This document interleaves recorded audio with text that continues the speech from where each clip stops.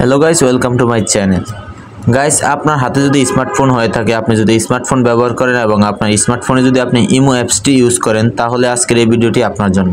কেননা আমি আজকের এই ভিডিওতে দেখাবো আপনার মেসেঞ্জারে যদি কেউ মেসেজ পাঠায়, কোনো ফ্রেন্ড মেসেজ পাঠায়, তাহলে কিন্তু আপনার এই যে ফোনের সাইডে এরকম এখানে বৃত্তর মতো গোল দাগ হয়ে যে মেসেজটা পাঠিয়েছে তার ফেসবুক আইডির লোগোটি সহ কী পাঠিয়েছে এরকম একটা নোটিফিকেশন চলে আসে এরকম সাইটে বা এদিকে যেখানে হোক আপনি এদিকে চলে আসে।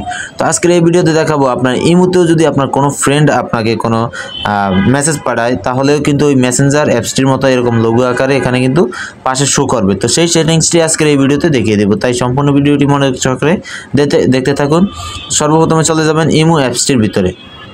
ইমো অ্যাপসটির ভিতরে আসার পর এখান থেকে আপনি আপনার প্রোফাইলের লোগোটির উপর একটা ক্লিক করবেন। ক্লিক করার পর এবার এখান থেকে এই যে এই অপশনটি পাবেন ইবোবিল এ লেখা, এই অপশনটির উপর একটা ক্লিক করবেন।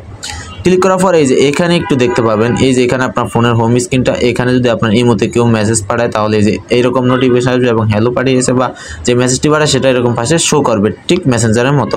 তো আপনি এখান থেকে করতে হবে এটা চালু করে দেবেন। ব্যাস এতটুকুই শেষ। এবার এটা এখান থেকে এটা চালু করে দিয়েছেন। এবার যদি কেউ মেসেজ পাঠায় তাহলে ঠিক এরকমভাবে শো করবে আপনার হোম স্ক্রিনে, এরকম হোম স্ক্রিনে শো করবে বা লক স্ক্রিনে এই যে দেখতে পাচ্ছেন, এখানে এই যে দেখতে পাচ্ছেন এরকম যদি কেউ মেসেজ পাঠায় তাহলে এখানে এরকমভাবে শো করবে।